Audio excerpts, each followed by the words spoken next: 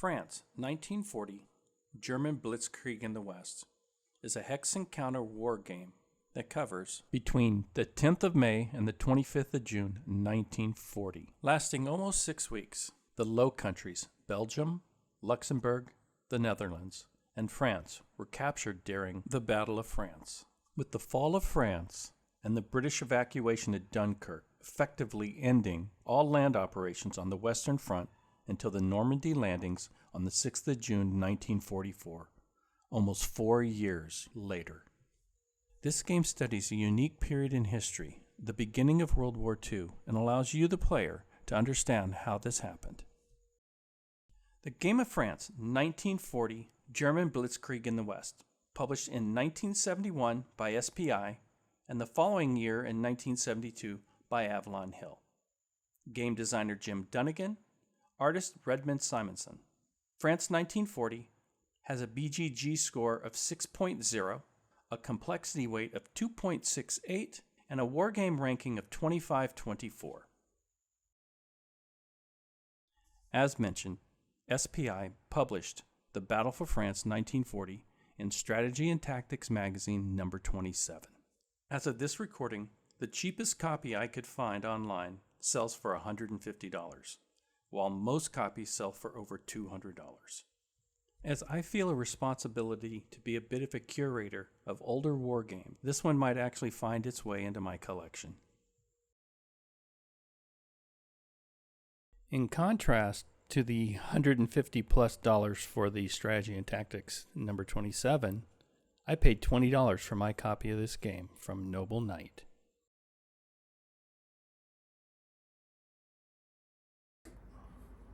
So let's look at the contents of the box. Starting off, we get your standard rules of play on your typical 1970s Avalon Hill rules poster. It's two-sided with optional rules and actually some rules for play by mail. We get a detailed for a historical scenario. Very nice. And you know I love me some designer notes. Here we get 24 pages of pure loveliness. 2-column, kind of small font, but hey, it's packed full of knowledge, some charts and information that really helps, at least for me, dive into the game and really learn more about history here. I love this stuff. You get kind of your standard combat results table, 1d6 to resolve it with your basic odds. Nothing too fancy, but it works. The game comes with 224 counters and a staggering number of blanks, 27 in all total. Then we have a number of setup cards, from the historical setup to a number of alternate history setups.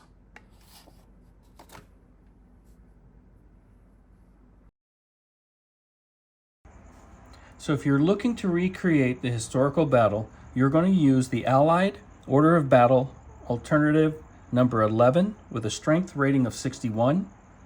And the note here says this is the historical Allied Order of Battle. It is one of the major reasons why France fell in 1940.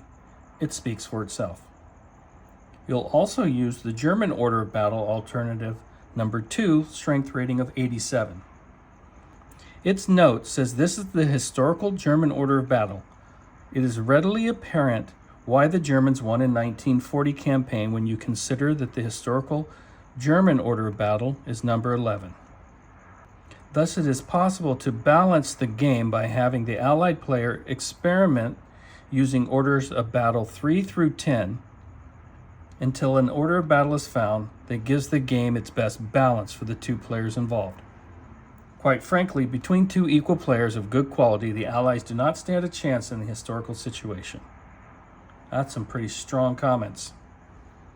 Along with these two orders of battle, you're going to get this little pamphlet, The Idiot's Game, Recreating the History of the Dial Plan.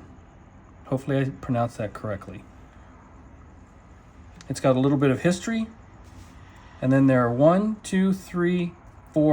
5 rules specific to this scenario that recreates what happened historically.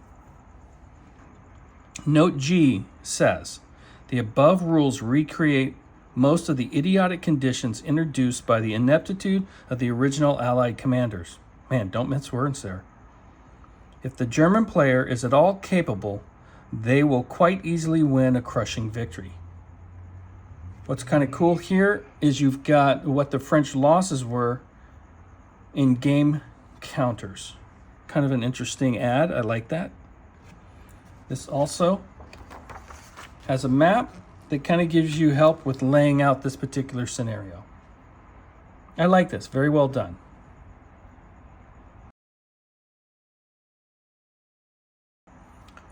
So here are some details on your alternate orders of battle setup.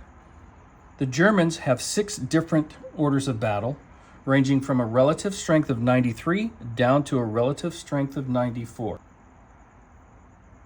Order of battle number 2 is the historical equivalent.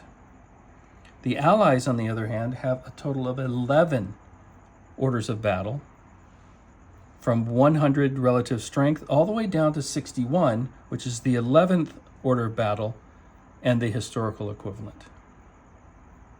I really like this feature of the game. It allows you to take, historically, a lopsided battle, and it describes a few what-ifs and creates orders of battle around that to allow you to explore alternate history of how this might have played out.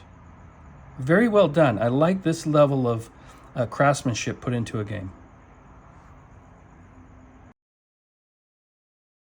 So a very interesting addition to this game, again, that I think is very well crafted, I liked what they did here, is how to play by mail. Now keep in mind this is 1971. We don't have the internet or a lot of the wonderful things we have today. So there's almost one full column of instructions on how to play, followed up with how to resolve combat. And it's pretty interesting. Each player, when you're sending your mail to each other and they cross in the mail, you're going to choose for the various combat results. One player chooses A, B, C, D, E, or F, and the other one 1 through 6. Then each player can look and cross-reference to see what the dice roll would have been based on that variance, and then read it across on the table. This is a great little design. I like this. Here's a detailed look at the counters. Again, there are 224 in the game. 27 of them are blanks. They're your traditional 1970s style counters.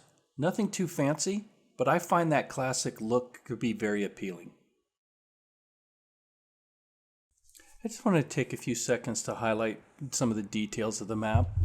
This is the style of map I grew up playing on, and these just have a fond memory for me and a very soft spot in my heart. I just find them absolutely beautiful. I hope you found this deep dive of France 1940, German Blitz in the West, informative. If you're looking to add a classic war game to your collection, and you can find a copy in the $20 to $40 range, I'd highly recommend this game. As always, I thank you for taking time to check out what I do here on the channel. Please leave a like, add a comment. I respond to all the comments on the channel.